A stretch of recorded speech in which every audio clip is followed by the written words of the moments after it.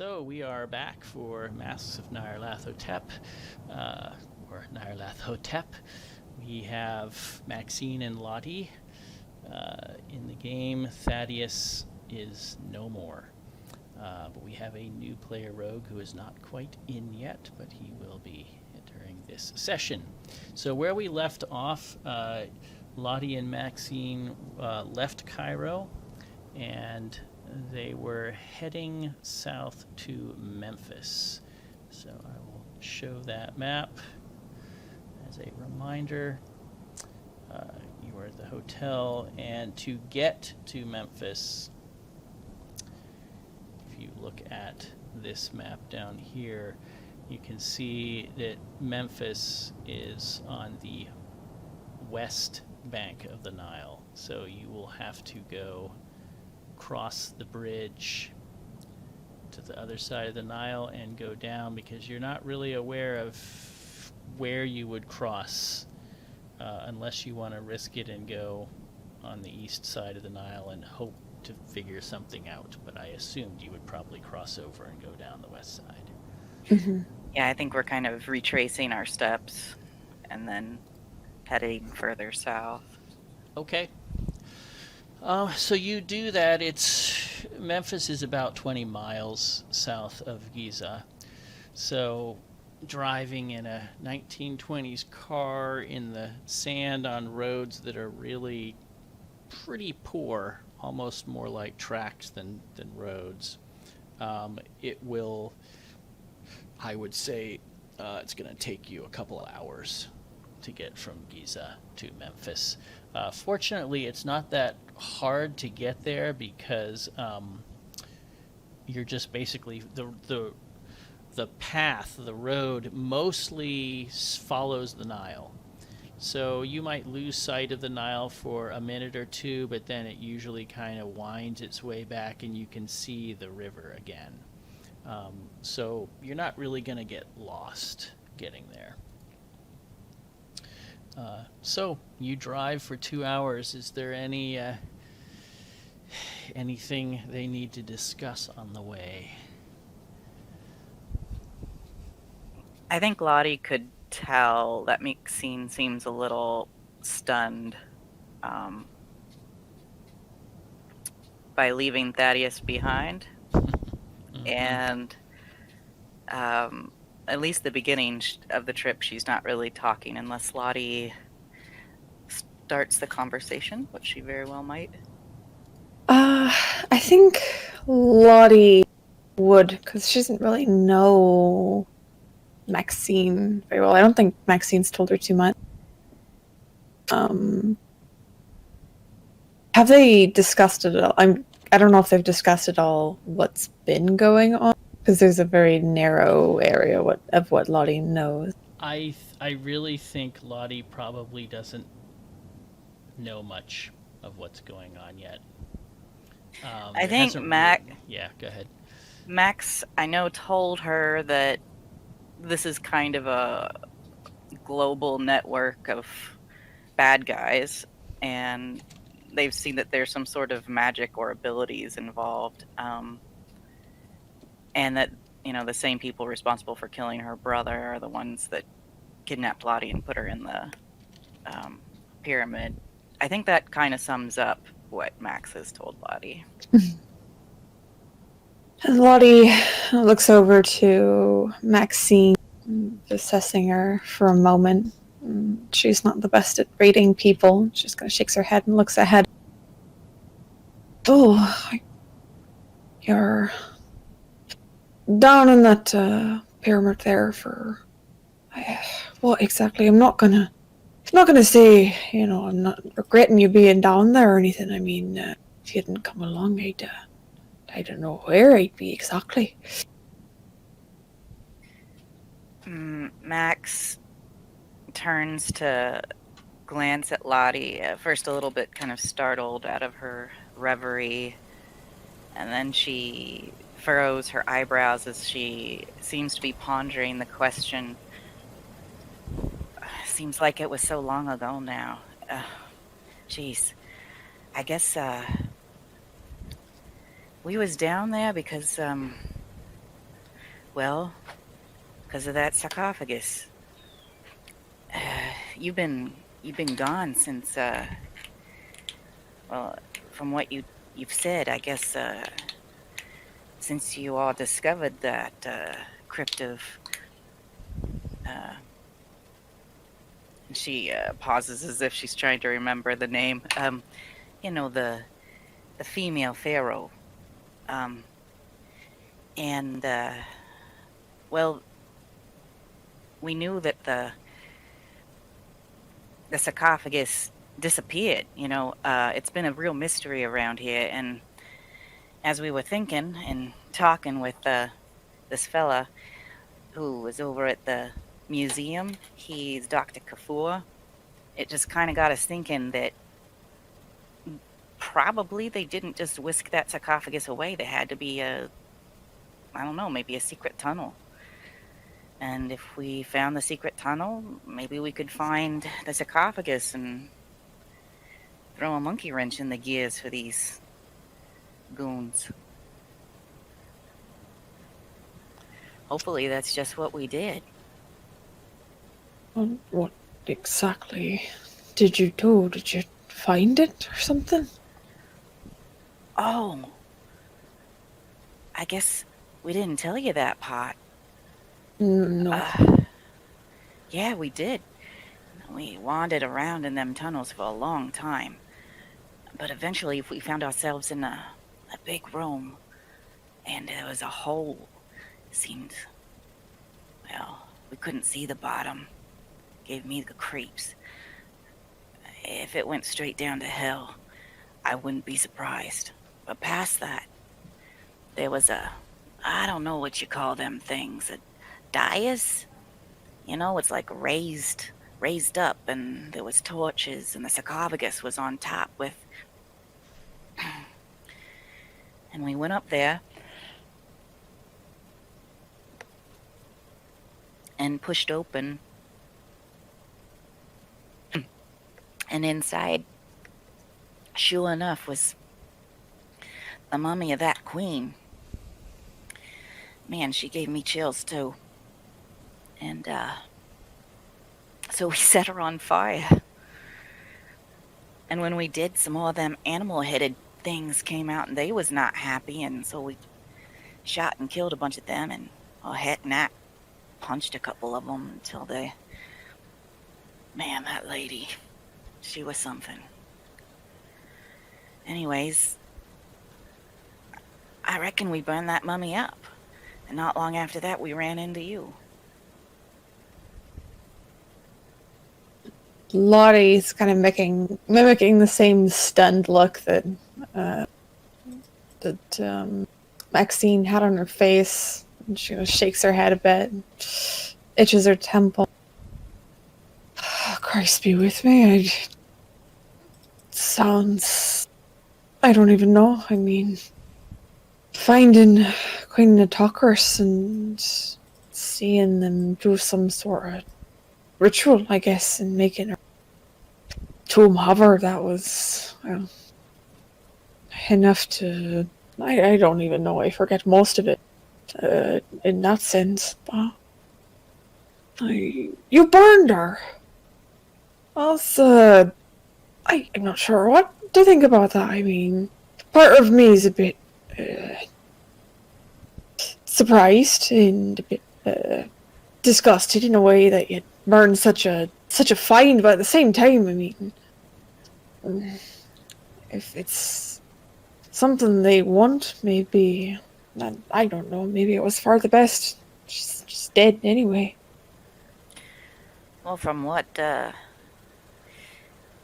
Thaddeus and Nat thought, they was trying to bring her back to life, which I know that sounds crazy, but you saw the same things I saw down there with those things with the animal heads. I mean, I can't really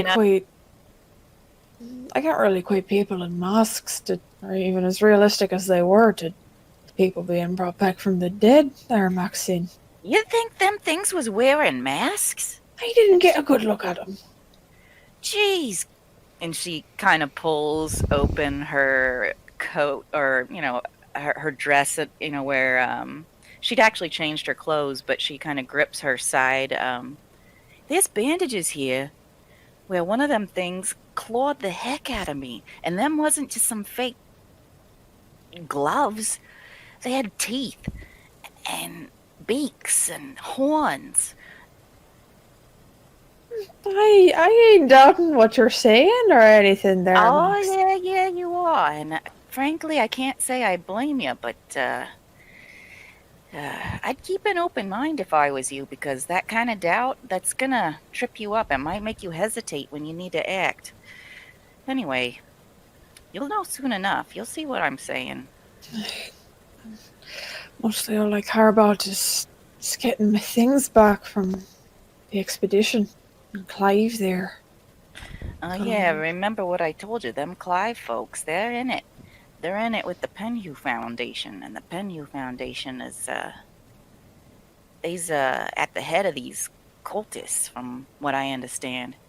But you wasn't, so it's possible some of the people you was working with ain't really, well, evil cultist types either. You say you think one of them might talk to us?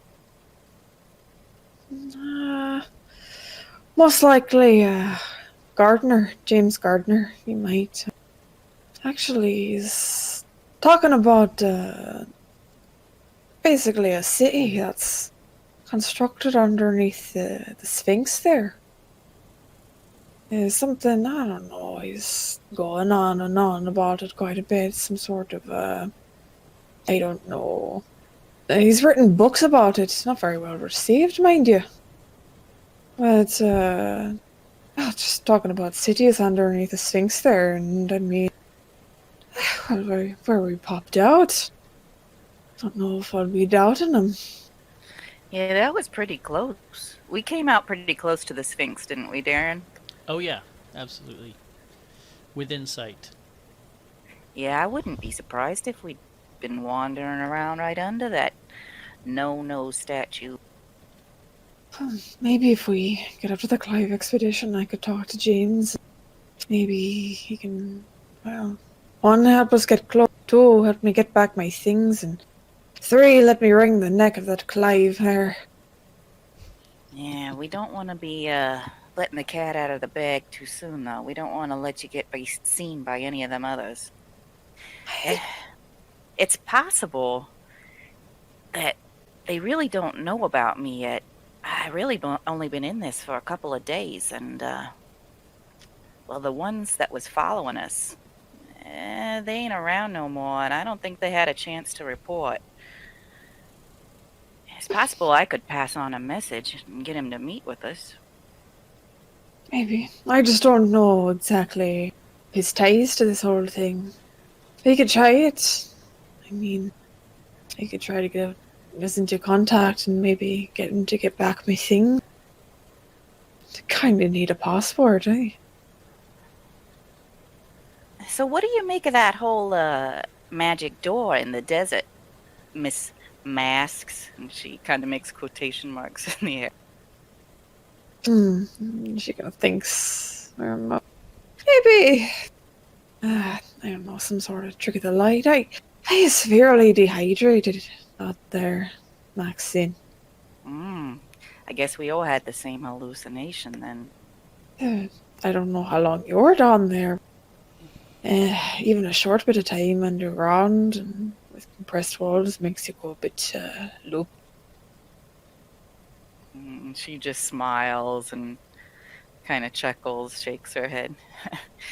All right. I ain't gonna push anything on you, but you need to know what you're getting into. I don't want you to say I didn't tell you. When things get hairy and get real weird, yeah, well, don't say I didn't warn you.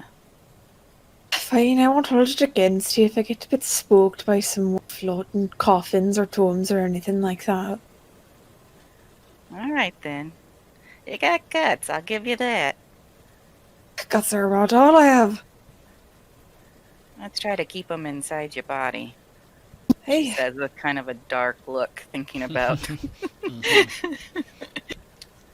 Poor Natalia. Okay, so you drive on, and it's not hard to identify Memphis. It's one of the most picked over locales by archaeologists.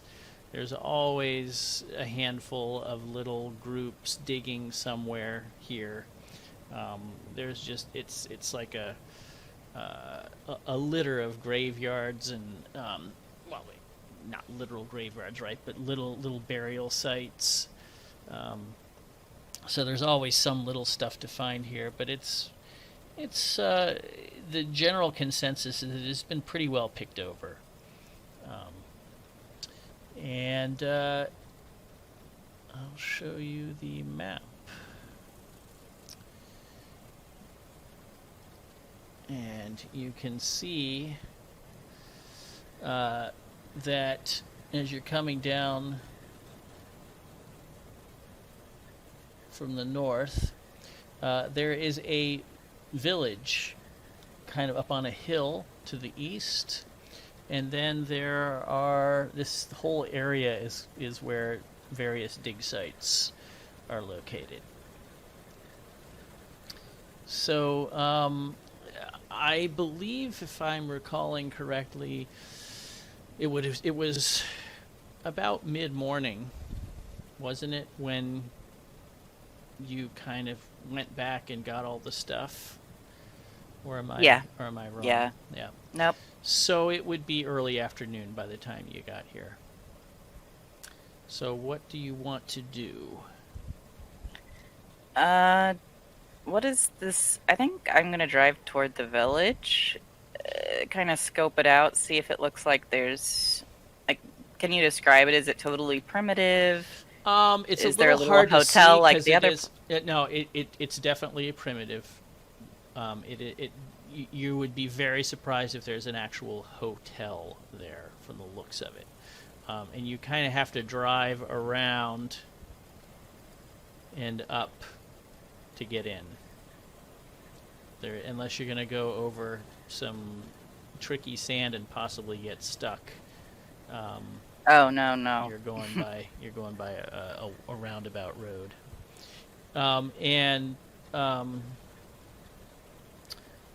Yeah. So you want to head to the village? Is that the idea? Well, I guess we're gonna have to kind of drive past everything, and I guess I'll tell Lottie, keep an eye out for the expedition. I'm not quite sure, other than a bunch of people out there digging, what to look for. Do you one better? I'll keep out too. All right, Lottie, why don't you make a spot hidden check, and I'll give you a bonus die with that. All right. Spot hidden.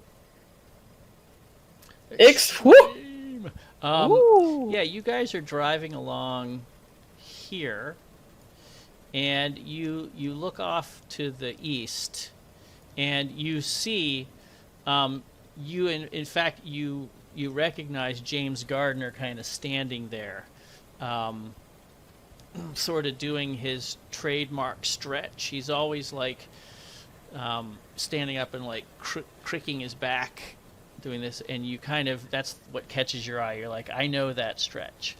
And it's Gardner, and you can see that they've set up camp. You see they've set up camp right around there, so maybe a couple hundred yards off the main road. You can see there's several tents. There's a truck there, and it looks like a group of maybe a dozen or so people working. It's really hard to tell at this distance at a drive-by. The weird thing, though, is that you see there are several pairs of armed, what look to be locals. They have the headgear, but they're carrying rifles, and they're kind of standing there, just kind of keeping watch around the perimeter of the dig. As they drive by, Lottie pats Maxine rapidly on the shoulder. Maxine, look. She looks over. Ah, so that's them. You spot your friend? James, yes, that's him. Just stretching there. Yeah, he always does that. Curious as to why they're the guards, maybe. Not sure. Maybe people be sneaking up on him or something like that. Huh. Bunch of shits. Maxine slows down, but doesn't stop. It looks like there's some stuff around here along the road that's kind of like sightsee worthy. Am I reading that for right? Sure. Yep. Mm-hmm.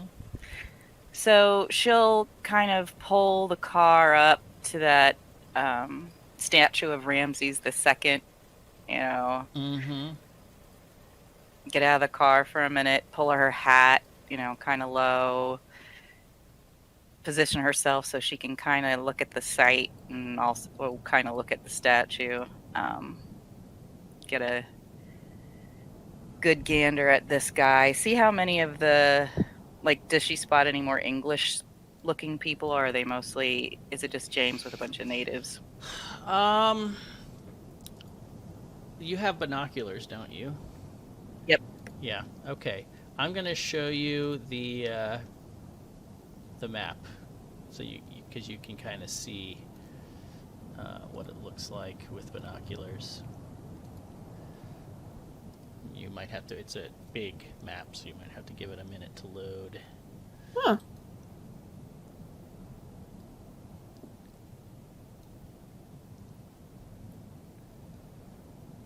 You can see there's guards around the perimeter. Several tents, and then these trenches that have been dug for for little dig sites, which tells you, Lottie, that they're, from the way they're laid out, they're probably just like they're hunting. It's they don't really know what they're looking for, or if they do know what they're looking for, they don't know exactly where it is.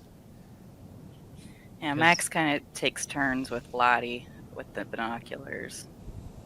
Lottie looks and she scoffs a bit and she looks through the binocular. I can't find anything without me, it seems. Bloody amateurs. So, who's the other folks? I see a dame, fellow smoking a cigar. Which one's James? James B. She'll point out James. I'm not sure who is on the... is it this guy? Yes. Okay. Yeah, she points that gentleman out there. That one there. That's James. I see. The old bugger there with the giant mustache you can see from sky. That's Clive. The woman, she's Alexandria. Big Johanna. Johanna. In Alex. Okay. Johanna, she's some German woman.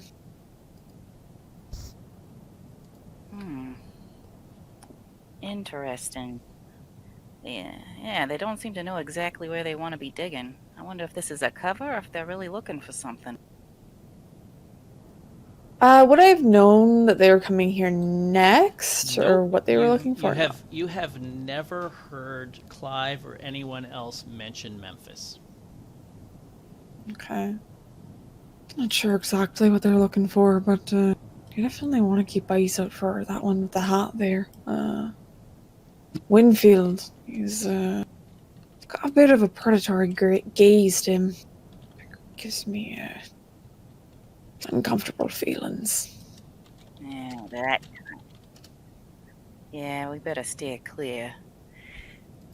As they watch, she's kind of just getting a sense for the layout. Do any of the people go back to any of the tents at any point? Just trying to get an idea of whose tent is who.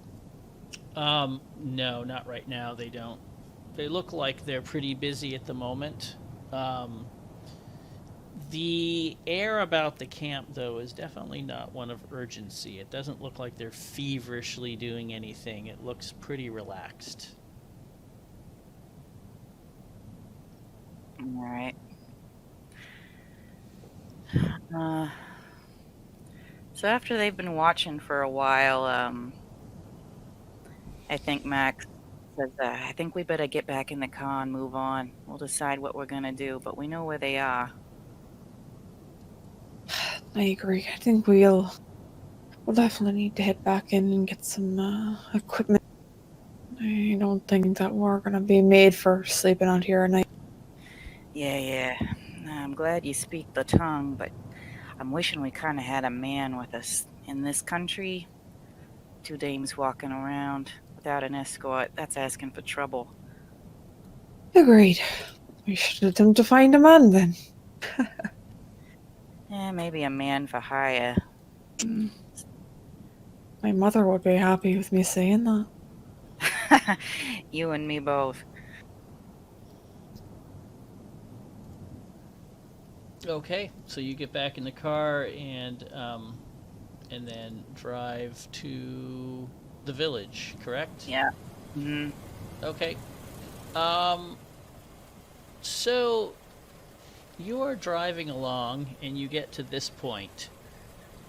And Lottie, you're looking again over, you're in the passenger side, which is on the left, because we're in Britain land.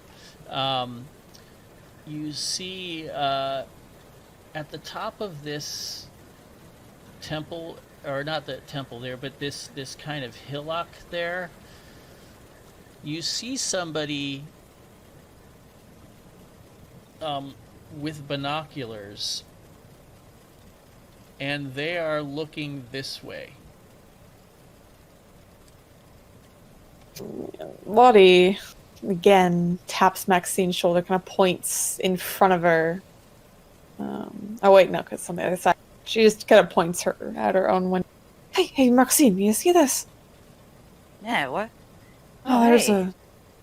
I don't know if it's a gent or a lass, but they're standing on top of that there, doing the same thing we were. Huh. She slows the car down and pulls it over and pulls out, hey, take a look. See what you can make out with the binoculars. She'll take the binoculars and take a peek at the person He's kind of dressed in khakis, and you get the definite impression that he is trying to stay out of sight, at least from that direction. And he's kind of looking into in binoculars, and you can see next to him he's got a little notepad.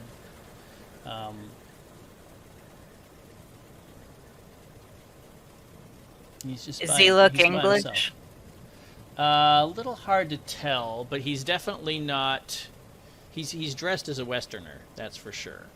He's not some Bedouin or something like that. Maybe we should pay him a visit. Yeah. I mean, possible, I guess, that we got some common interests. We don't want to jump the gun here or spill too much, but he definitely seems pretty interested in what's going on in that camp. Or we could be keeping eyes out for them. Maybe I don't know if he spotted us. We should probably, I don't know, get a bit of a drop on him. All right. Question him, all right. Maxine turns off the car, grabs her bag and her pistol. Let's make our way over there and be as quiet as you can. You're a little thing, so you should be light on your feet. I'm a little thing, but sometimes my stomach gives me away. I'll do the best you can. Hey? And you're packing, right? I got one of the rifles in the back. One of the ones I nicked from Darius's room. I think you better bring it. Oh, I plan on it. Lottie kind of they hop out of the truck. She'll grab one of the. I think were they just like what kind of rifles were they? I know there were something in his room. One was a shotgun. Oh, okay. Well, perfect. Yes. All right. So that would be a 12 gauge, I'm sure. Which I'll throw on for you. Thank you. I'm very good. Well, not very good. I'm decently good with big guns. All right. You're now the proud owner of a 12 gauge shotgun. Perfect. All right. So you get out. The man doesn't seem to have noticed. And you're a couple hundred yards away. So.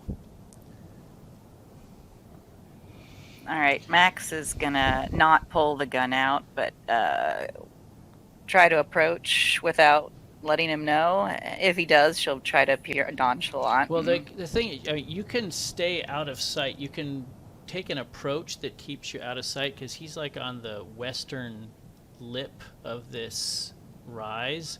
Gotcha. So he really can't. You kind of saw him from here, and once you get up this far, like you can't even see him anymore. Yeah, So I guess then it's just about being quiet. Yeah. So you guys make your way over through the sand and up the hill, and let's see. I need Lottie to try a stealth check, please. Oh, so funny. My stomach's getting the best of me. I'm a bit peckish. Why don't you feed me? So I'll sneeze. What is your intention? Like, how close are you trying to get? Like, Right up to him if Yeah. we can. okay. You get up. You're within a yard away from him, and I assume you're kind of creeping up. He just kind of he hears a little something and just kind of turns his head, and you see each other. So we're within a yard. Yes, like you're really close. Yeah, Max will smile widely and say, "Oh, hey, we saw you over here, and we was wondering if you could help us with something."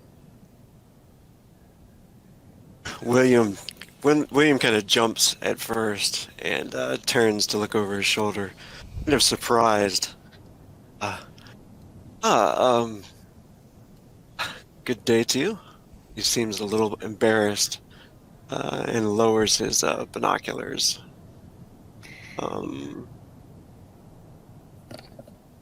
Hello. Hi, you seem awfully interested in what's going on down there. It occurs to William that from the angle of the camp, it's possible that they could see these two heads kind of bobbing up above the lip. Like, you've kind of very carefully scoped out, how much, where you can be and not be seen. How far you have to crawl back before you're safe to kind of crouch up, and you're a little worried.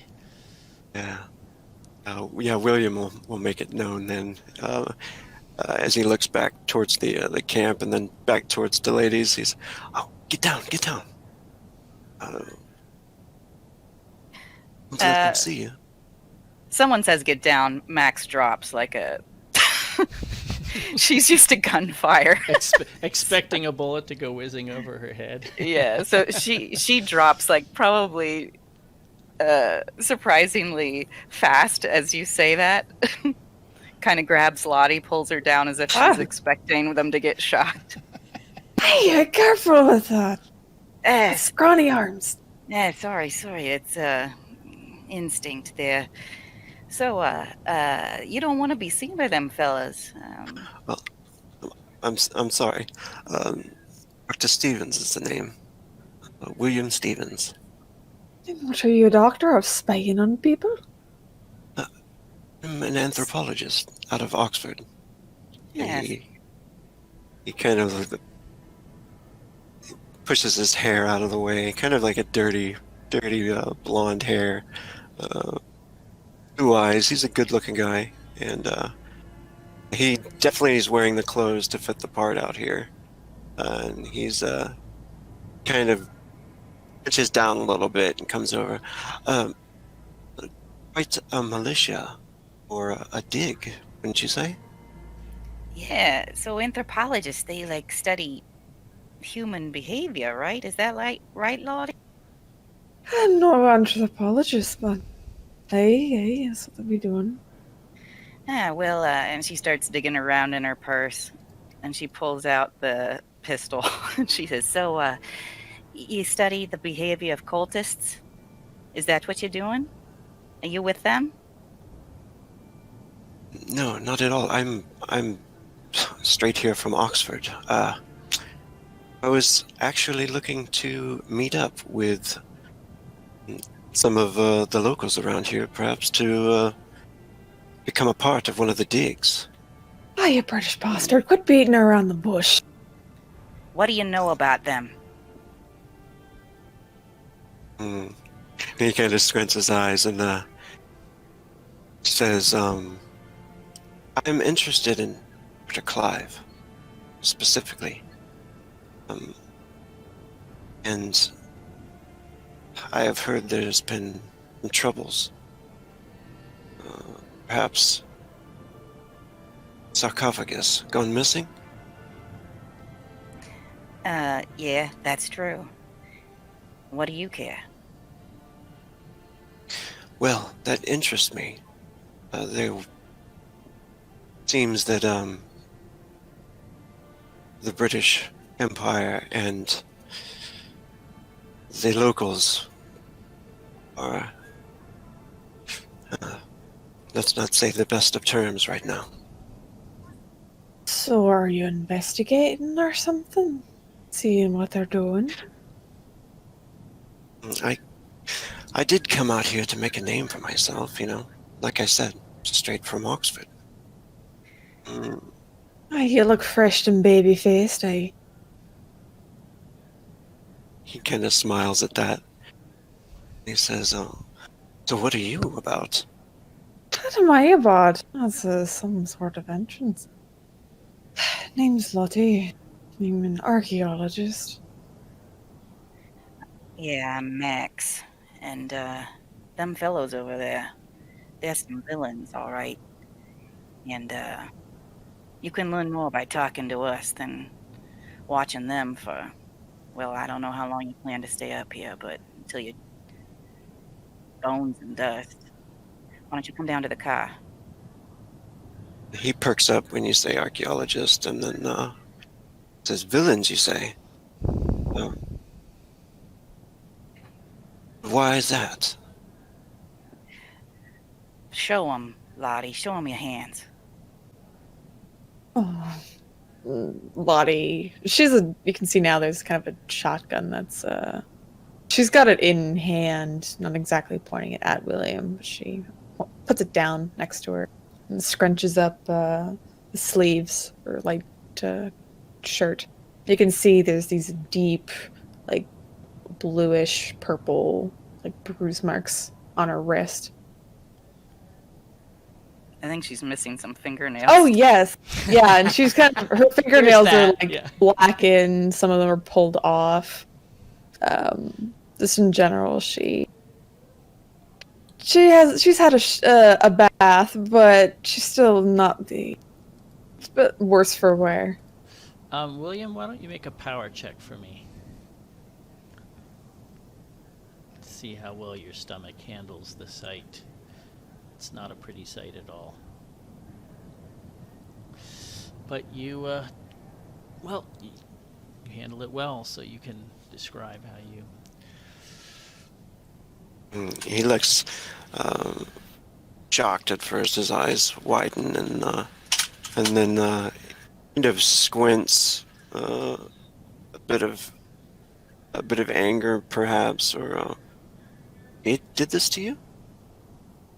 Slightly. He had a hand in it. I've been stuck in a not so pleasant place for about over, I think, 2 weeks now. And I lost track of the time under there, actually. I think they was worried that Lottie was going to spill the beans on that stolen sarcophagus. Max looks at William again, looks down at her pistol, shoves it back in her bag. Come on, let's get out of here. Let's go somewhere else to talk. She starts scooching away just as if she assumes he's going to follow. He's very excited now at the prospect, so he's glad he has somebody to travel with now. So he goes and he starts to grab his stuff. In just a moment, I'll get my things. I'll wait for you to grab your things then. Lottie's kind of just watching and glaring at him. Okay.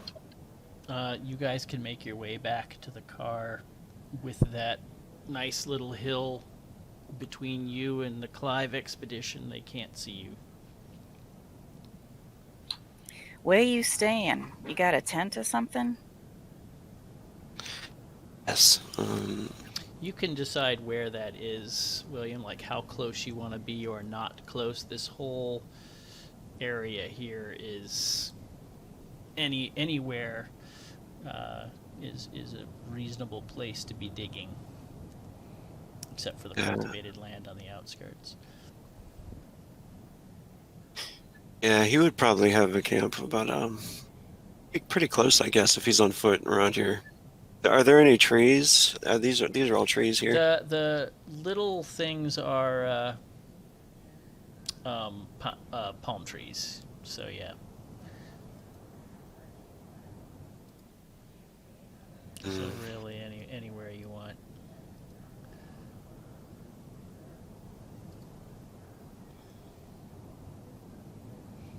What are some of the? Is this over here near any of the sites? Is that too close? It's.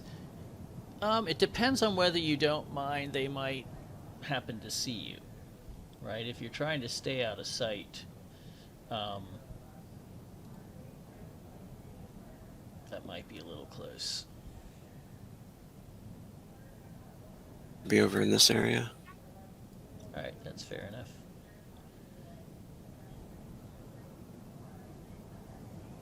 All right, so it looks like to get there, we kind of drive around the town.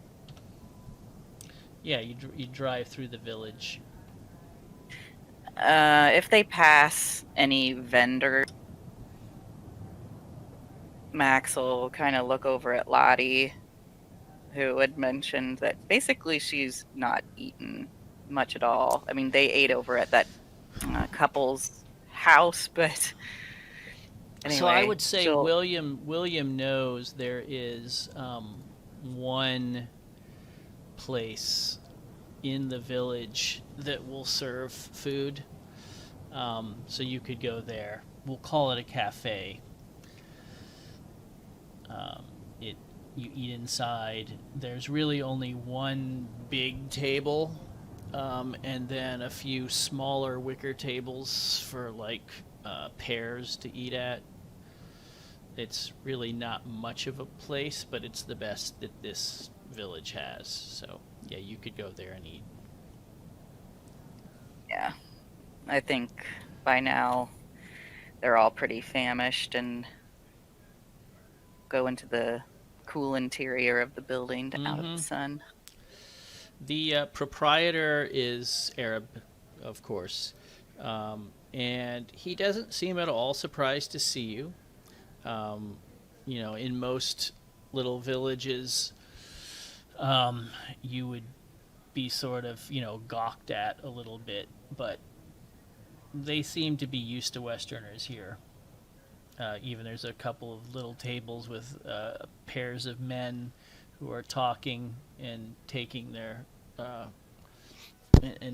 coffee, and they just kind of give you a glance, but obviously don't think much of anything of it.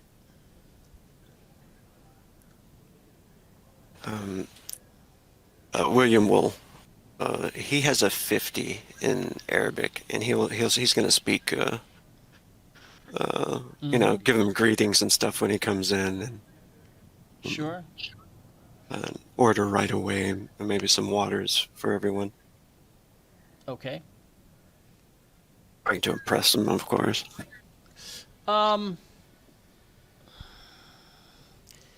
You're not sure if they're impressed. You can see that maybe they're a little surprised that your Arabic is so good. The proprietor kind of smiles, and he says, of course," and he goes off to get you some water, and he'll serve you some bread and lamb if you'd like. Yes. Sounds good. And then he kind of says, he starts asking you questions, William, like, were you born in country? That kind of thing. He obviously is trying to see, like, how is your Arabic so good? And I'll let him know that I was born in London, and I'll be very vague about it. Just one word answers and stuff like that. Yeah. Well, he says he's been practicing his English. He says most of the Westerners that come in here to eat don't speak any Arabic, and so he's been trying his hand at English, and maybe you could give him some pointers if he'll try to speak in English, and you can tell him in Arabic what he needs to work on. So he kind of smiles. He's got kind of a weather-beaten face. He looks like the kind of guy that probably worked outside most of his life and now has retired to run this little place. Yeah, he'll be as pleasant as possible. Nice to all of the locals. Mm-hmm. He does, you can tell, kind of eye the women a little suspiciously. And he asks in Arabic if they speak Arabic. William will look towards them and, you speak Arabic? No. Oh, what? Me? Do I look like I speak Arabic? Smiles. And I'm afraid not. So he gives you a smile back, and he says, so you have these two lovely traveling companions. More or less in Arabic, that's what you divine he's implying. Yeah. And he says yes. Yes, I do now. He He laughed. He says you Englishmen always have such clean women. Yeah, he'll laugh at that. No. You're not sure clean is the right word, but that's what it kind of came across as. Yeah. So he'll try to divert the questions. Let him know that he's finished talking with him. Do you have any bread? Of course. He'll bring it with the lamb. So yes, he goes off to prepare your food. So you speak the local language pretty good. You speak any other languages? I'm afraid not. I studied quite a bit at Oxford before I came here. How long have you been here? I think a few months now, myself. Yeah, not so long for me. So, William, tell us, and she kind of looks to make sure that the proprietor is nowhere around. Yeah, Tell us about what you're doing here exactly. You been hired by the government to find that sarcophagus or what? He smiles and he says, But just personal interest, of course. He picks up his glass and shakes it a little bit. If Did I make a roll about this?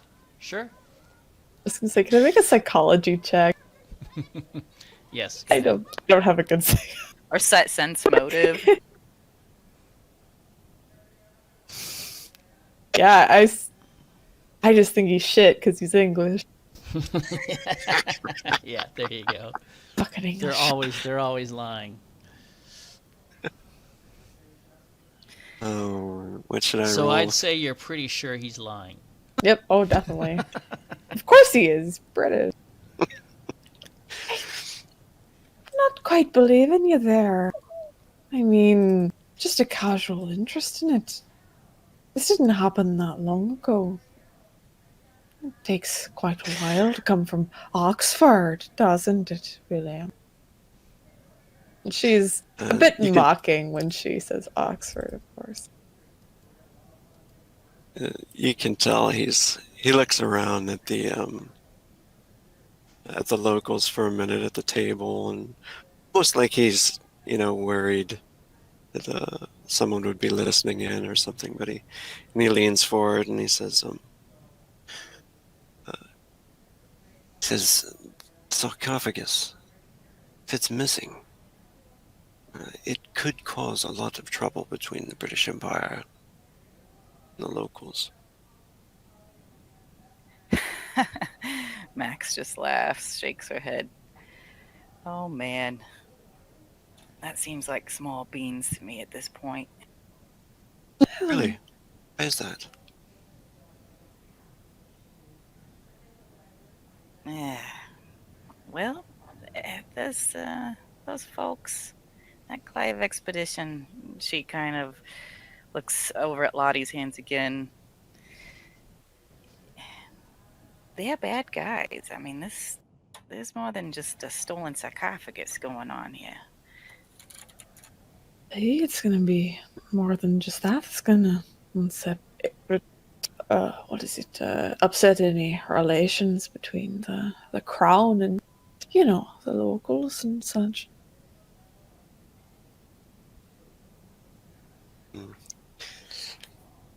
He nods and he says, I thought, did you come here, Lottie? With the expedition? Dr. Clive? I did. I used to be part of the expedition, actually. I was with them when they unearthed Queen Nyarlathotep. And I also saw them taking Queen Nyarlathotep and her tomb. Taken?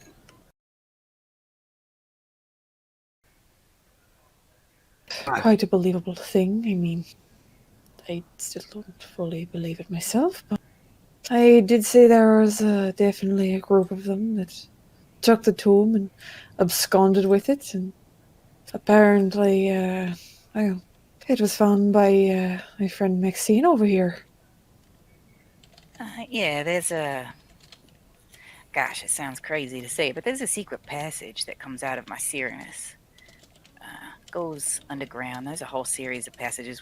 Apparently one of her old comrades had theorized that there was a whole city underneath the pyramids, underneath the Sphinx. I'd say he's right. We was down there.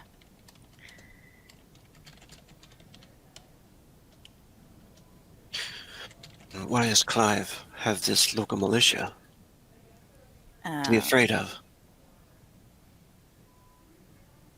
I'm assuming he doesn't want anyone intruding on whatever he's digging up there. Yeah, I mean,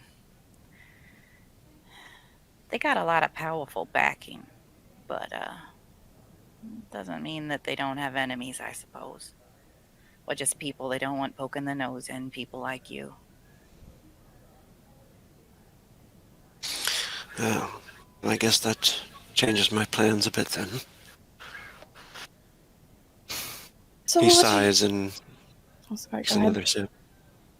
So what are your He sighs plans and now? takes... Sorry. Sorry. He says, well, I was hoping to perhaps become a part of the expedition and get in close with them. Is that a good idea now, is it?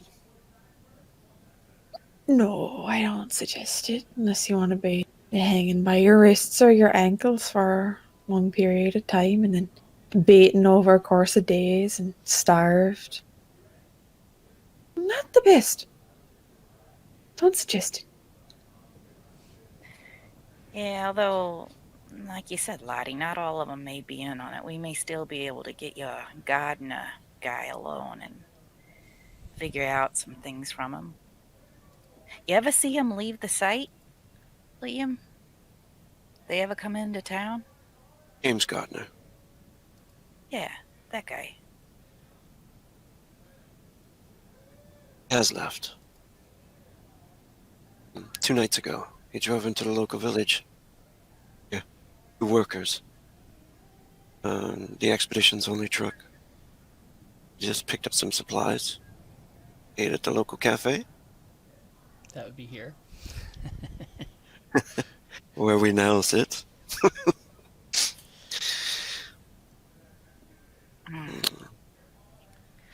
I wonder how often they come back. Could be tonight. They could be gone another week. But if my gut says that it's boring as all get out over there watching people dig, and a man who's used to civilization is eventually gonna lose it enough that he needs to have a change of scenery. Maybe we just need to hang around her a little bit. He'll walk into come to us rather than us having to go to him. Okay, if he does come on site, and maybe I can get my things back. If they still have them. I wonder if the proprietor of this place, I don't know, maybe he could. I mean, he can't just hang around in the restaurant all day. We gotta be able to see him coming. Where'd you say you was camped out? Yeah, if he points to it, she'll just think about that. By the Sheik's tomb. Yeah. By the Sheik's tomb. Yeah, it's a bit far from the road. But if we camped a little closer, we could maybe see him heading into town.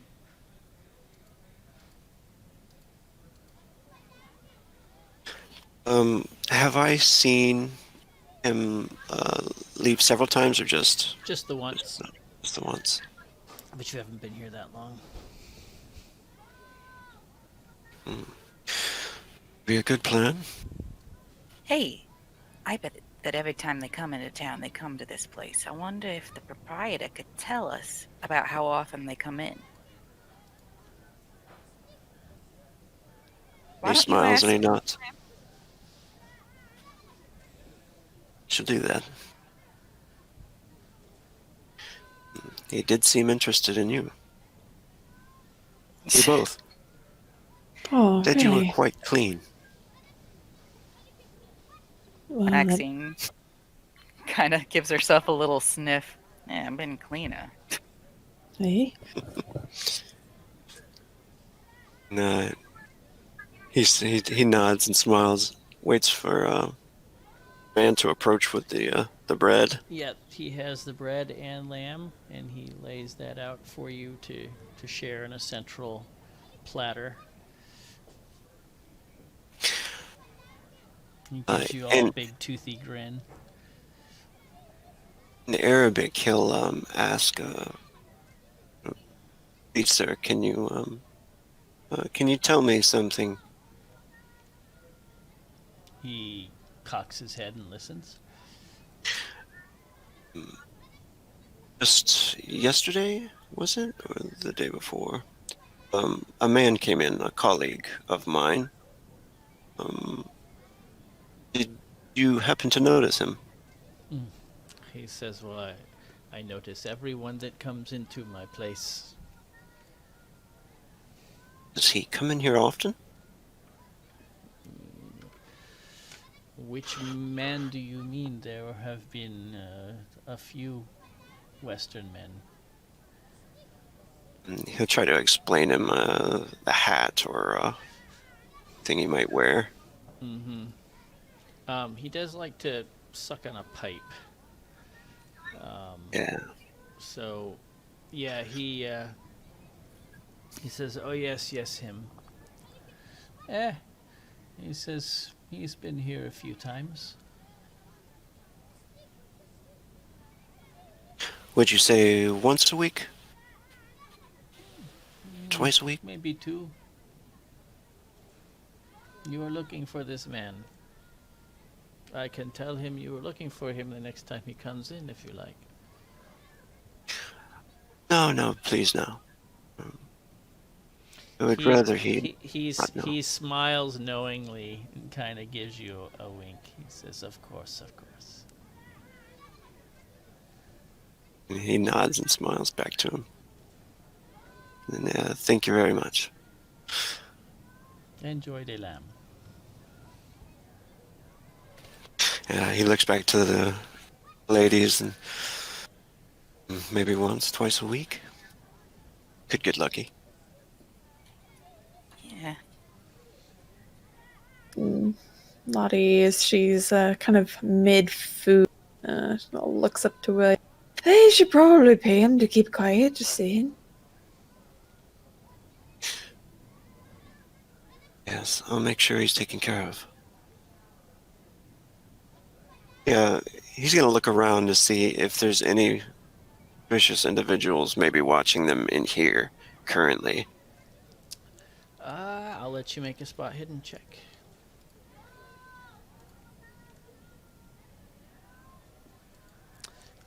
You are a normal success worth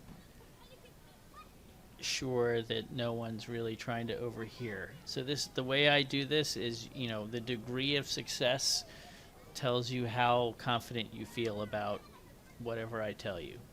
So if you needed an extreme success, then I'm still going to tell you, no, it doesn't seem like anybody's listening. But you know that you're with a normal success, no one's being obvious about it. Right. Does that make sense? There's like several degrees of success.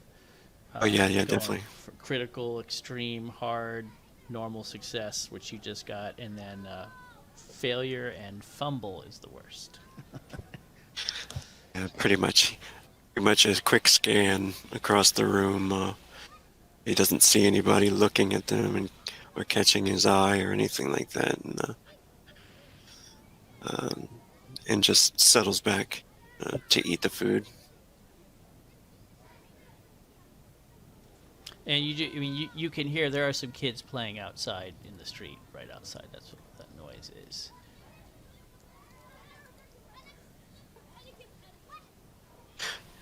He will look up and say, "You have any idea where the sarcophagus is now?" Max starts to choke on her food.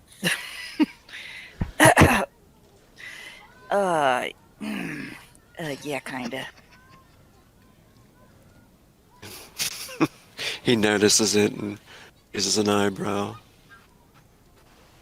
Kind of?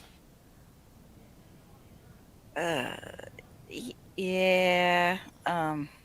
It's, I told you we found that secret passage in my Cyrenus. I don't know if I could find it again. Frankly, it's really, really, really spooky down there. And it's not unoccupied. I mean, these people, they got other people down there keeping watch, and a friend of mine got killed.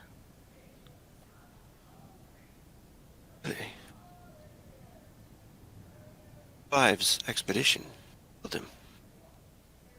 No, not Well, exactly. Not exactly, but people they're working with. I don't know how clued in you are to the local politics or the local, who's who in Cairo. See, No, I'm not very familiar. I just arrived here last week. Yeah, there's a rich fella called Ashakti, Omar Ashakti, and I think he's kind of bankrolling this whole section of whatever they're doing. And anyway, yeah, long story short, they got people down in the underground part, kind of keeping an eye out, and they don't like people visiting. It's real dangerous. But that's where the sarcophagus is. Oh, so it's all right. Just hidden right now. Oh yeah, the sarcophagus is fine. She stuffs food into her mouth real quick after she says that. Lottie just, her gaze kind of lingers on Maxine for a bit. And then looks. Occasionally, how do I put this? As far as it's a bit burned. But the sarcophagus is fine. Oh, it's a sarcophagus, not the contents. Yeah, the contents have they've sustained some damage. Kind of swallows hard at that, and I see. Still a bit confused as to why an anthropologist needs to be out. Are you studying how the people are living here then, William? Yes. He kind of stares off for a moment, bit interested in the people. Why you want to be part of the Clive Expedition when they're looking for things? Like I said, I did wish to make a name in the field. You're an archaeologist, and Not You- him. destroyed mummy inside. I didn't destroy it. I don't know where you got the fact that I destroyed it. I mean, it was Maxine. What? Me? I didn't destroy it, but it did. Well, it got burned. I was there, but I didn't do the actual destroying. Oh boy. Listen, William. If I was you, part of me wants to tell you to take your posh little, cute little English behind and, make a beeline back to England, because before you know it, you're going to be neck deep in camel shit. This stuff is bad news, and it's more than likely going to end up with you getting dead. And not from me. You ain't got anything to worry about on that account. But these folks, they're deadly serious. And it's weirder than you can possibly. Yeah, this is a long story, and I hesitate to tell you because I don't think that you could believe the half of it.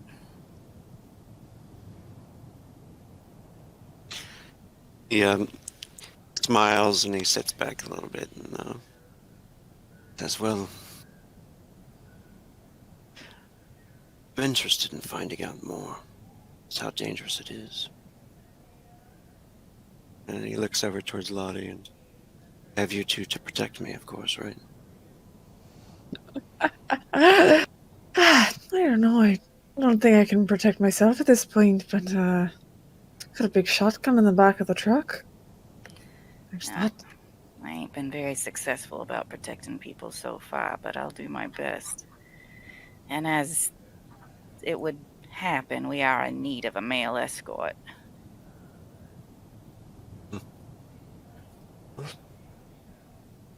I am at your service. Looks over at Lottie's hand and he says, guess sticking together be the best bet. Strength in numbers. I think that would be the best. Not planning on getting, I don't know, kidnapped again. That's at least not on the cards for me, hopefully.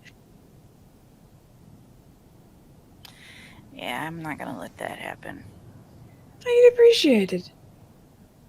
Yeah, us dames gotta look out for each other. All right, William, I suggest we finish up here. We go over, grab your camp stuff, put it in the truck, and then we relocate somewhere we can keep a good eye on the road. That's a fantastic idea. And you know if there's any outfitters local who could maybe get us another tent? Oh yeah, you can. There's a bazaar here most days in the village, and they love to cater to archaeologists who have forgotten or need resupply.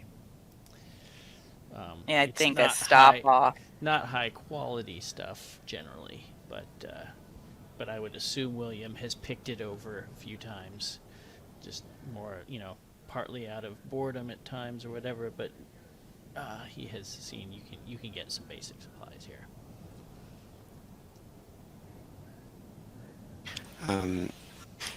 And William will pay the tab if he can. Oh yeah, he comes back and asks how the lamb was, and was it as good as the company? And he sang it in Arabic, and again, kind of giving you this sort of little lecherous smile, William.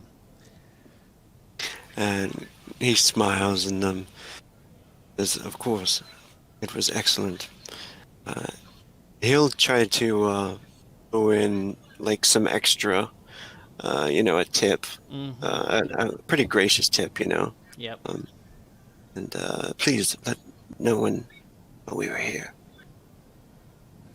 He says, "I will speak of it to no one," and smiles.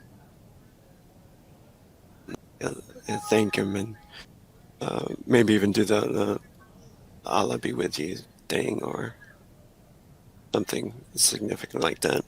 Yep. And he gives an even wider smile. Um, and there's something about the smile that makes you just a little nervous, I guess.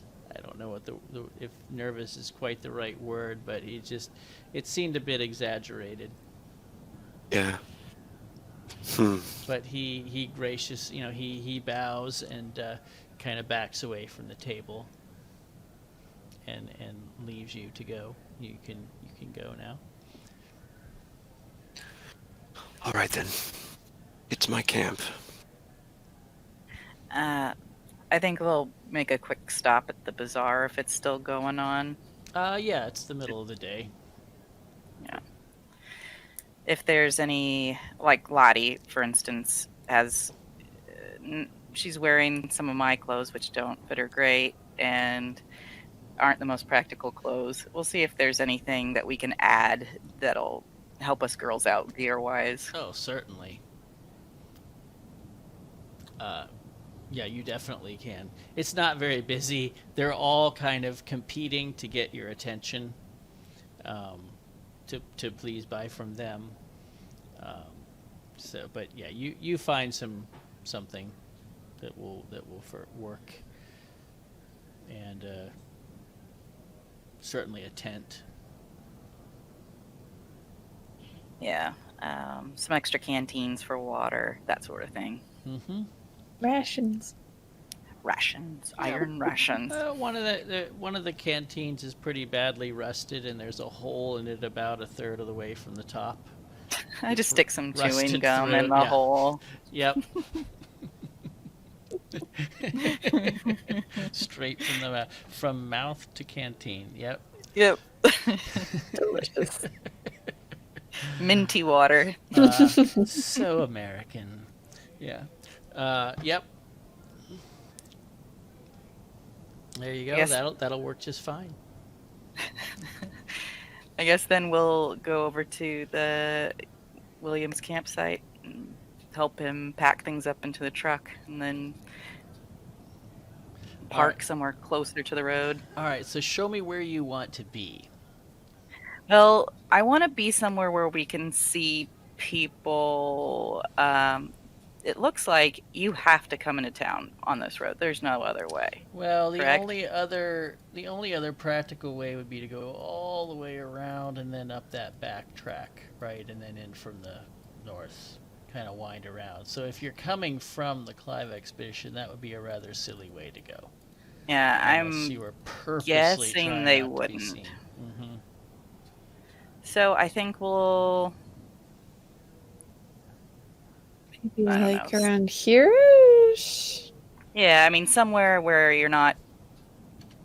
I mean, you're going to be visible if it's daylight. If it's dark, people may not notice you, but you can still see the road. You can see headlights coming on the road. Yep.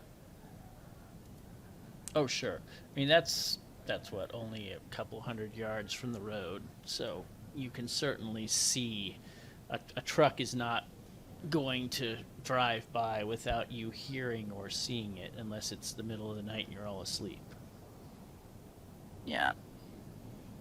So we'll go there. I think Maxine will probably set up a tent on the back of the truck rather than in the sand. Okay. Or try. She's never set up a tent before. Yeah, Lottie will do it. I think that'd be a little tricky. Yeah. Oh, he's like, damn Americans. Just give me the tent. Ain't much camping in the Windy City. Yeah, you take over. It's plenty windy here. Just get used to it. Yeah, it's not the wind that's giving me problems. She's kind of holding up the different rods and bits and pieces of the tent. Here you go. Lottie will take it and start putting up the tent. Once they get settled, Max will rummage around in the suitcases that she took from the hotel.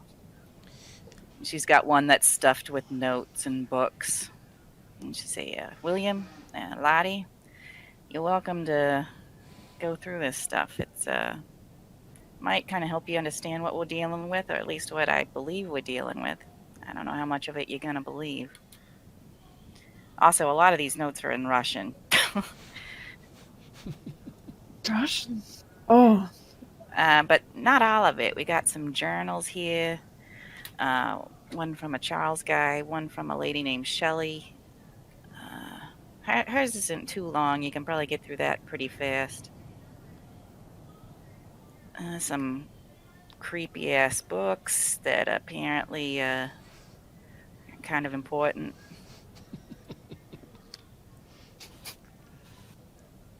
Wow. William will look over and be interested to see what she's got there. Oh yeah, there's a lot of stuff.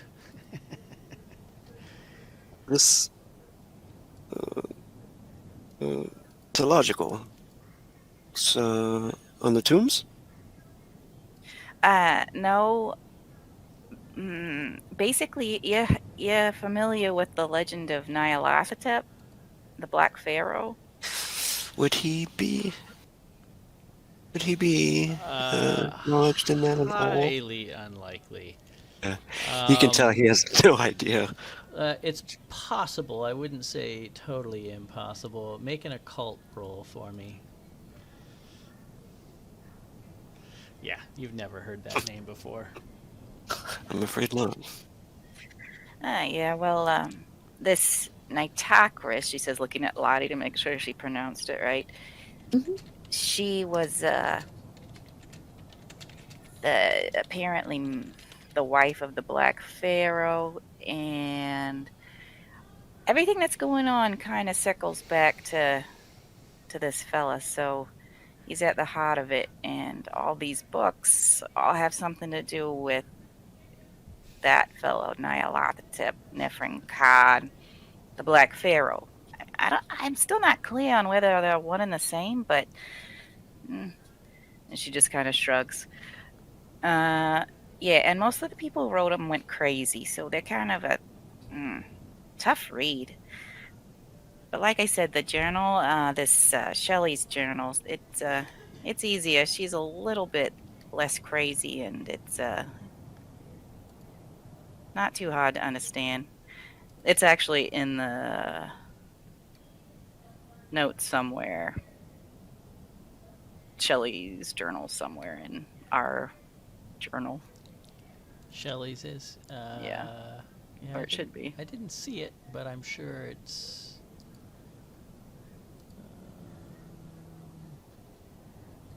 If it's not, we can add it later. I'm sure we're not going all through it. Yeah. Let me see. Well, there's Shelley's notes. Yeah, that's it. Shelley's Okay. notes. And that is shared with everyone. So that's in the general private section. Mm-hmm. Not private anymore. Nice. If he'll make sure that Lottie's not gonna take it first. Probably pick it up, Shelley's notes.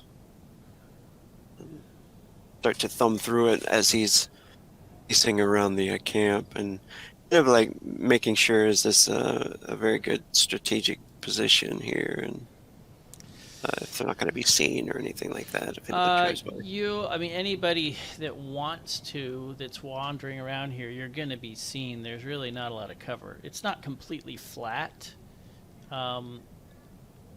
So you can try, you can position yourself purposely down out of sight in sort of a depression of sorts. It wouldn't be a very deep one, but then that kind of defeats the whole purpose of being in sight of the road.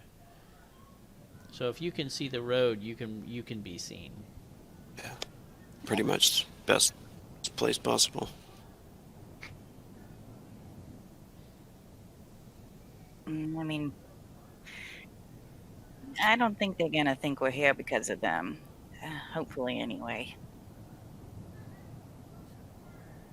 I just hope we can catch Gardner as soon as possible.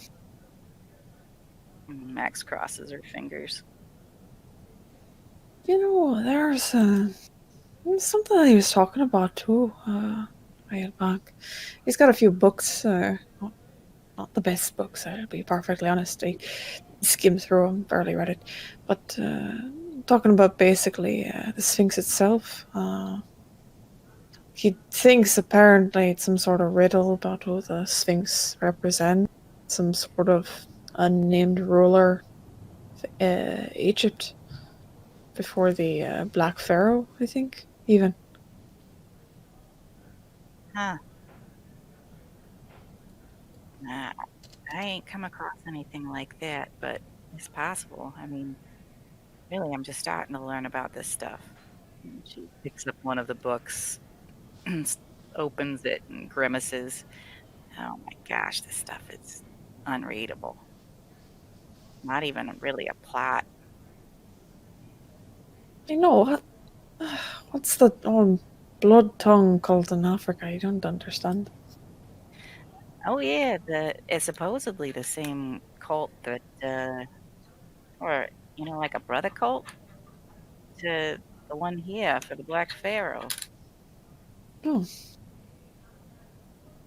Interesting. In Africa, you say? Yeah, look, Where exactly? Africa. Oh wait, shoot.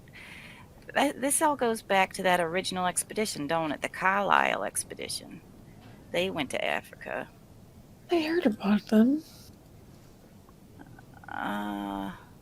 Did they die in Peru?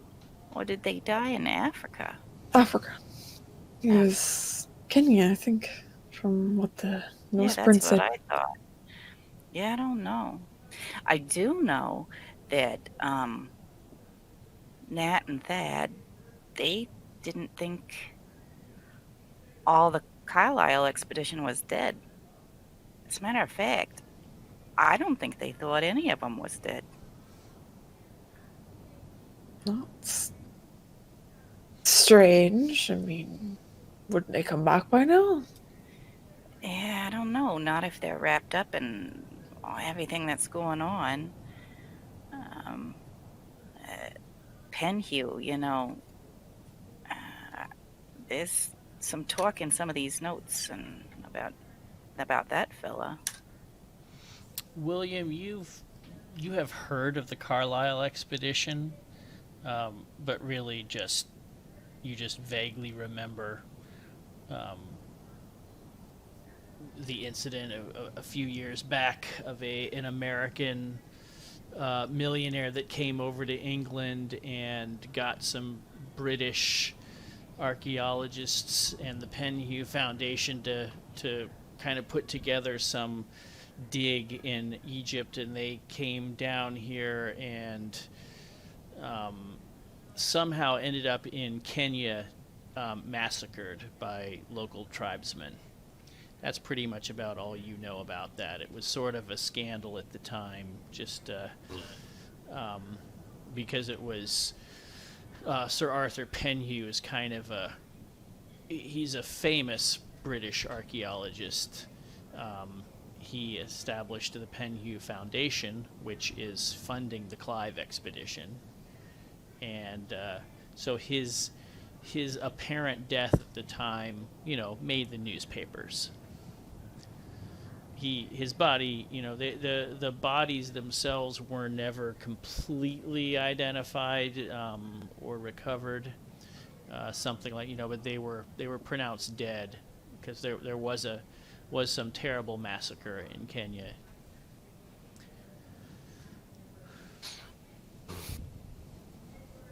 William nods about it and says,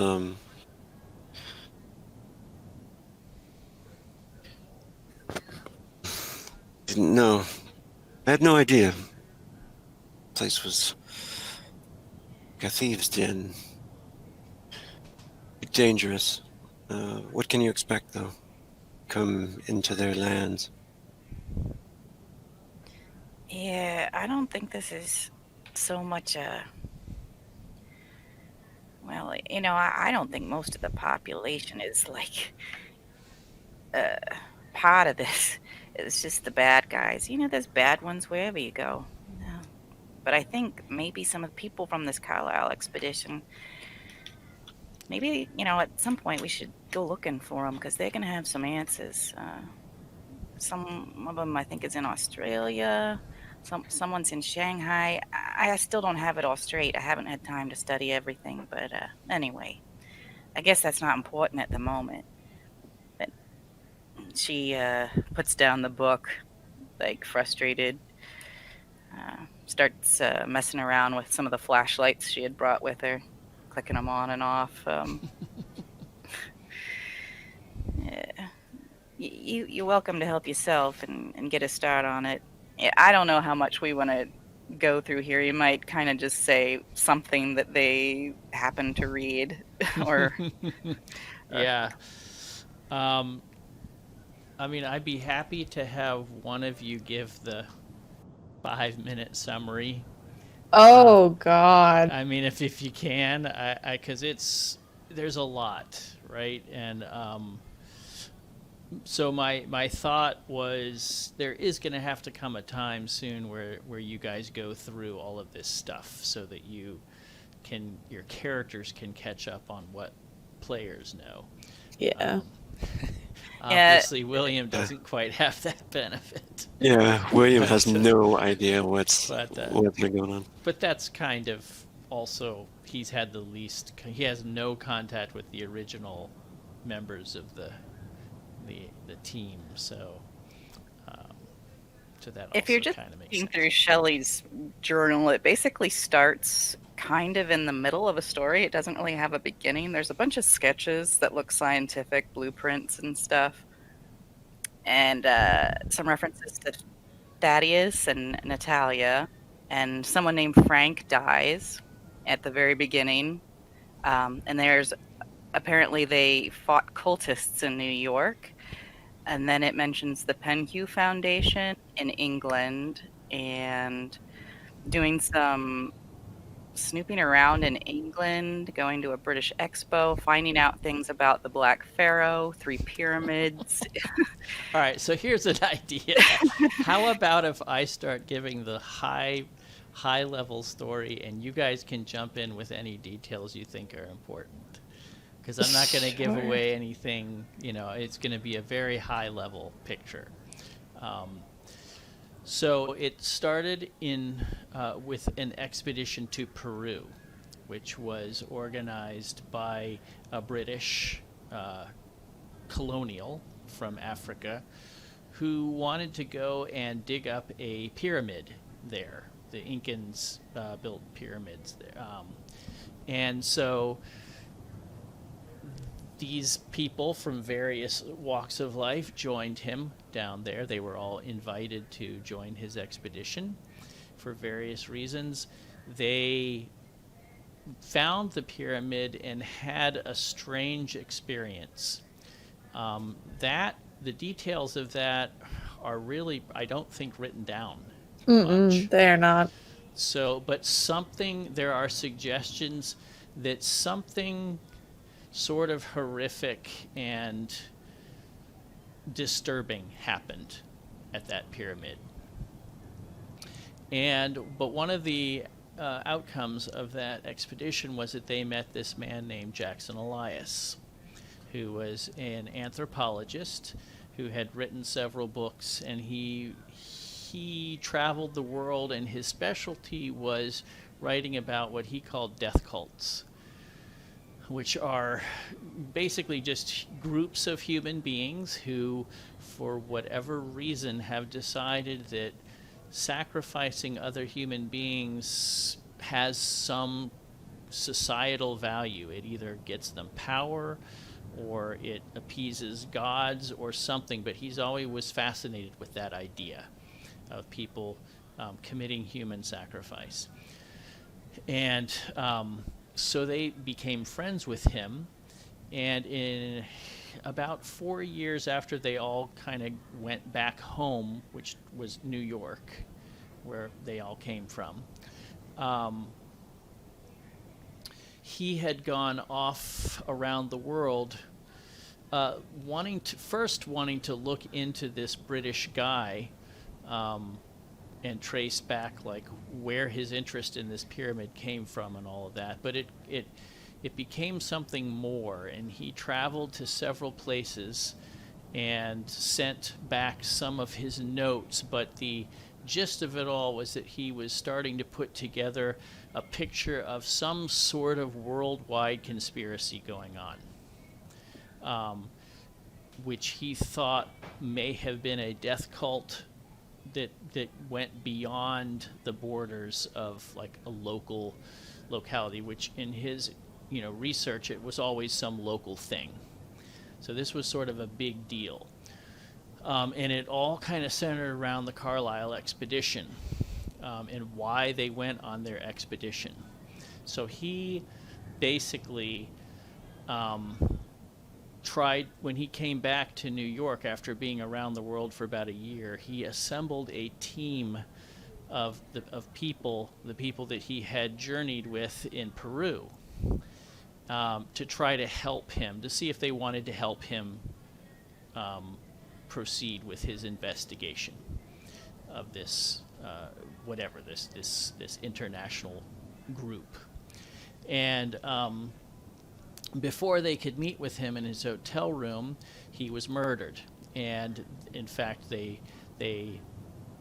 went in to the hotel room while the murder was taking place, or had just taken place. So there was an encounter with some local, well, we'll call them cultists.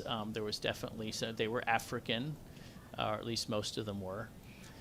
And so they spent time in New York trying to find out who had killed Elias and why, figuring that it was connected to his research, and that they had found him or something, and so now he was dead. So the result of that was that they got a hold of some of the research he had done, though it was kind of incomplete and a little cryptic.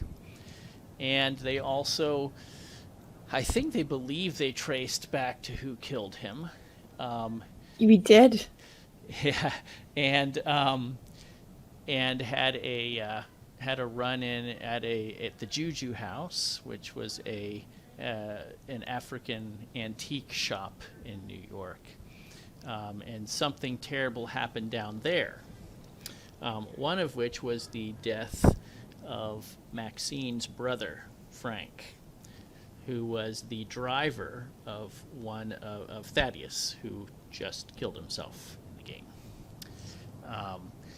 And so, based on what they found there, they decided to go to London, sort of retracing the steps of the Carlisle expedition, which had also gone to London, to the Penhew Foundation to get their funding and all of that. And so, spent some time in London and made a few new friends. And they're talked about, or at least Alan is talked about a little bit in Natalia's notes. Yeah. Oh, Alan. So Alan was a reporter in London who started a romantic relationship with Natalia, one of the team members. He met an unhappy end. I don't know exactly how that was explained. He's apparently He left him at a farm. still alive, but he's not well.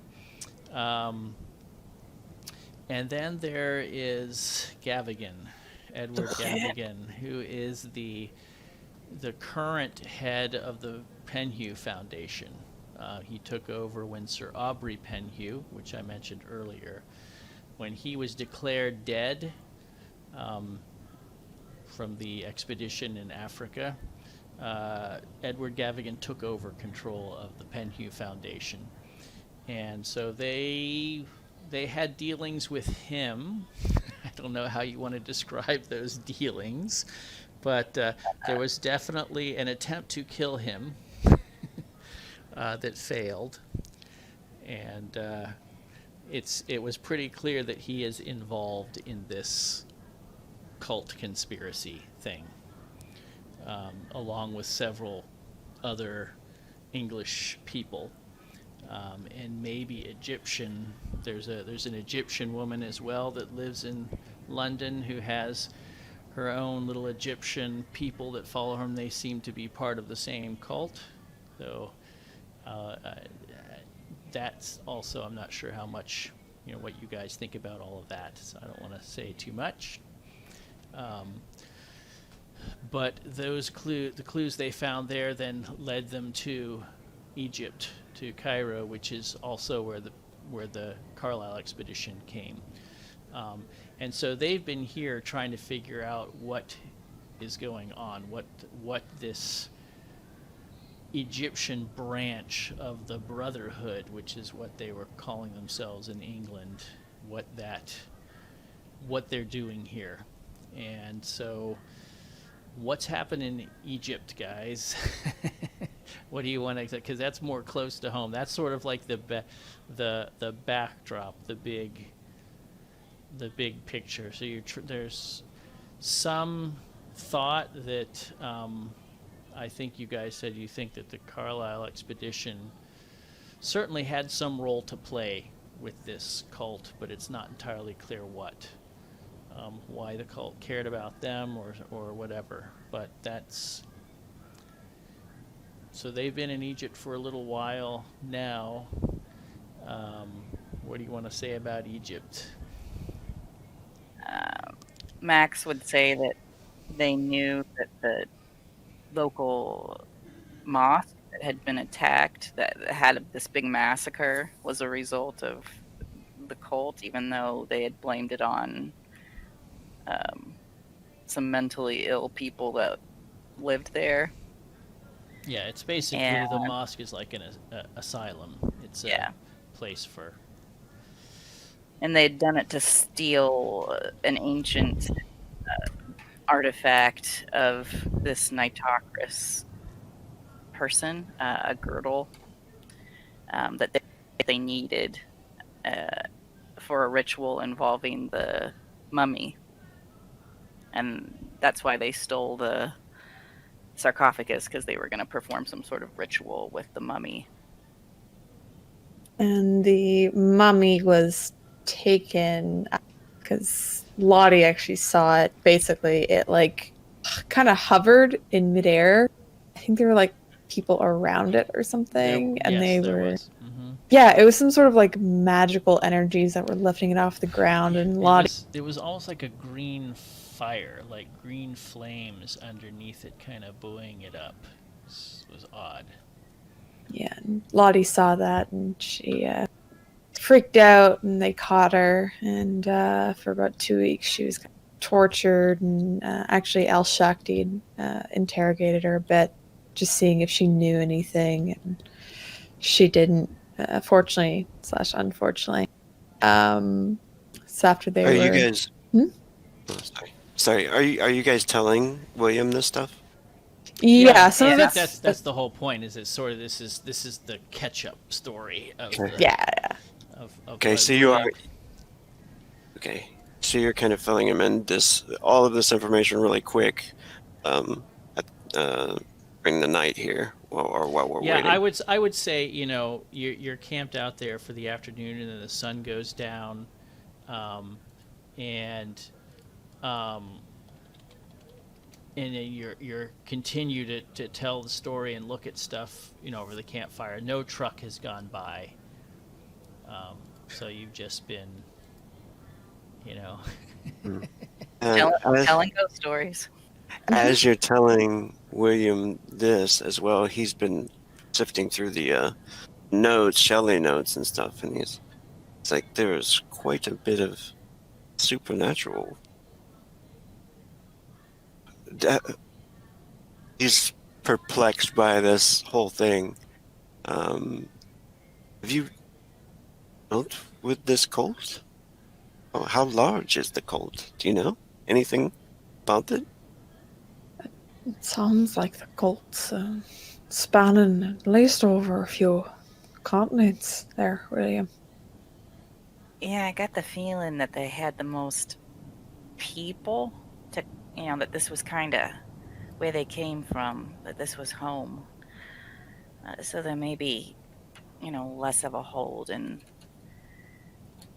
New York or England or wherever. But yeah, I think they kind of touch every continent. He thinks for a moment, and he thinks about the uneasy feeling he got. He said something about Allah to the guy that owned the restaurant, and the smile that he gave, He kind of thinks deeply about this, how big the cult is, and stares off towards the road for a minute. Do you believe any of this rubbish? I don't know if I believe every single part of it. I mean, I haven't read all of the notes just yet, but I've seen what I've seen, I've endured what I've endured, and I'd say whether or not it's outside of this place, I think there are a big problem there. Yeah, look, if someone told me all this, there's no way I'd believe it. There's some things you gotta see with your own eyes, so I'm gonna leave it at that. But I will say they believe it 100%. He nods.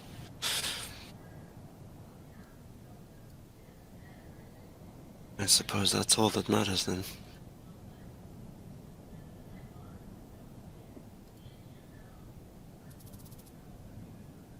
So maybe that kind of gives you an idea of what I was saying about maybe you didn't quite know what you was getting into when you started poking your nose into their business. But these are dangerous people. Quite right. I believe that he looks over at Lottie and Clive Expedition were a part of this cult at all? They're the ones who stole the tomb in the first place. They seem to be, at least, I'd think, in line with maybe what the cult's doing. They may not be exactly part of it, but they're at least doing their bidding. I definitely think Clive is one who knows exactly what's going on. Same thing with Winfield. Both of them are skeevy bastards, that's for sure.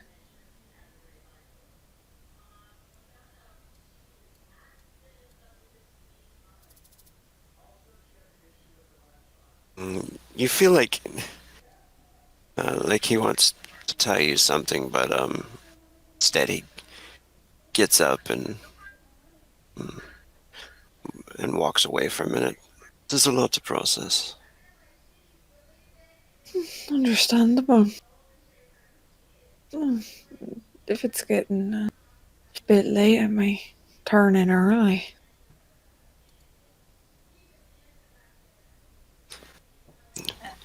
You go ahead. I'm used to keeping late hours. I want to keep my eye on the road for a bit. Lottie nods and immediately kind of goes inside, just falling asleep as quickly as she can. Yep. I'd say she has little trouble falling asleep. Oh, probably not.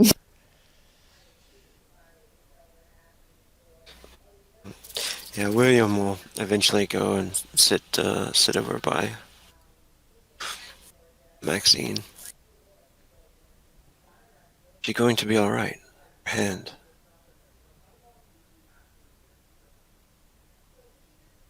Me? Am I gonna be all right?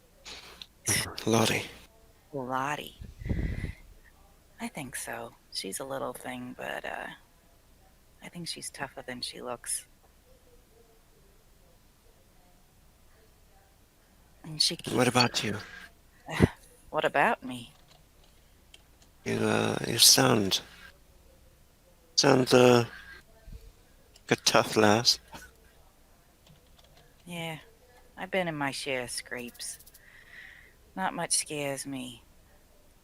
But let me tell you, and she kind of points at him, I've seen some things here that turn my blood cold. Not saying a lot. Still, I've made up my mind, and when I make up my mind, there's no one making it. Well, after what they'd done to Frank. And now Nat, she shakes her head, make lips kind of press into a straight line. These folks are gonna pay. That's all there is to it.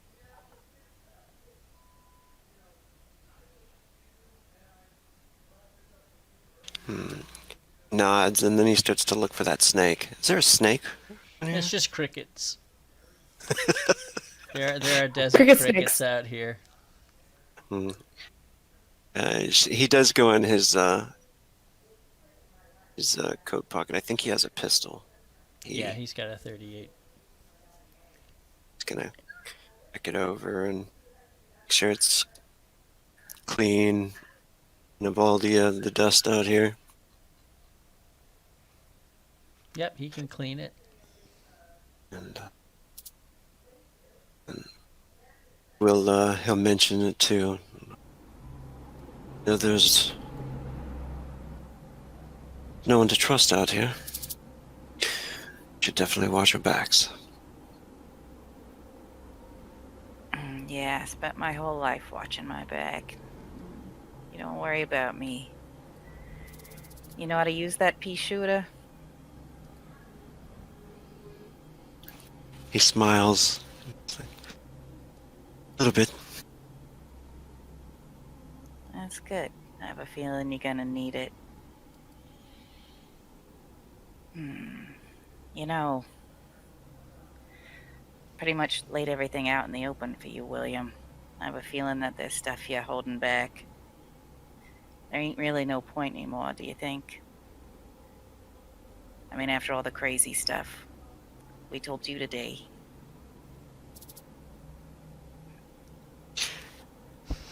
Yeah, you see his smile kind of fades, and he looks off towards the road, and he nods. He says, I tell you this. Not a bad guy. Not the cult. As I suppose,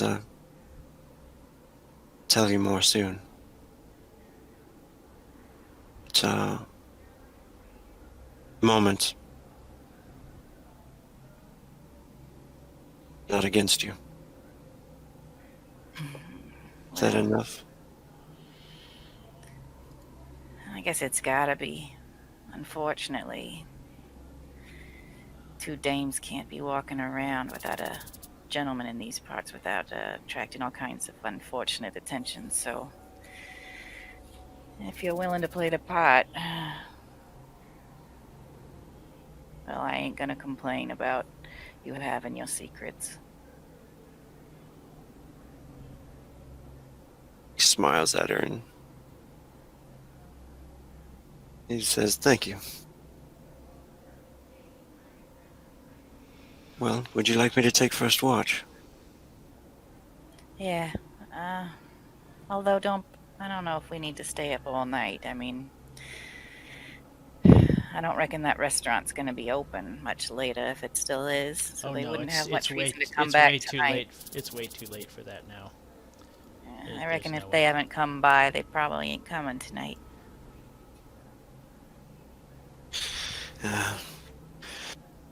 Should we post watch? Yeah, I guess. I mean, I guess we'll have time to catch up on the sleep tomorrow. But if you get sleepy, you just wake me up. I'll do my share. Leave Lottie for last. She needs hers. She's had it rough. All right, I'll do that. Just all the ghost stories. Me, a little worried. Well, that's good. Means you're not entirely without common sense. And she gives a little smile. And he nods. Sleep well. I'll do my best. That she'll kind of crawl into the tent on the truck with Lottie, lay down and try to sleep with her gun under her pillow or something to that effect. Yes, she can. All right, I'd say the camera pulls back on William sitting there alone by the fire. Does he smoke? Yeah, sure. I imagine. Yeah, he pulls out a cigarette and takes a drag, and he'll watch over the camp for a while. He gets a bad feeling. Not like imminent danger, but more a feeling of dread. That something has irrevocably changed. He's just gonna immediately take out the ring bell and hold it close. And give him strength while he sits there and watches over them.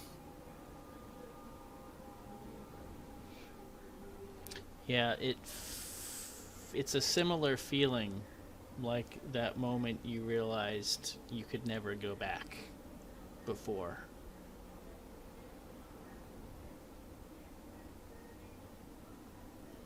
And he thinks about it for a moment and just kisses the ring.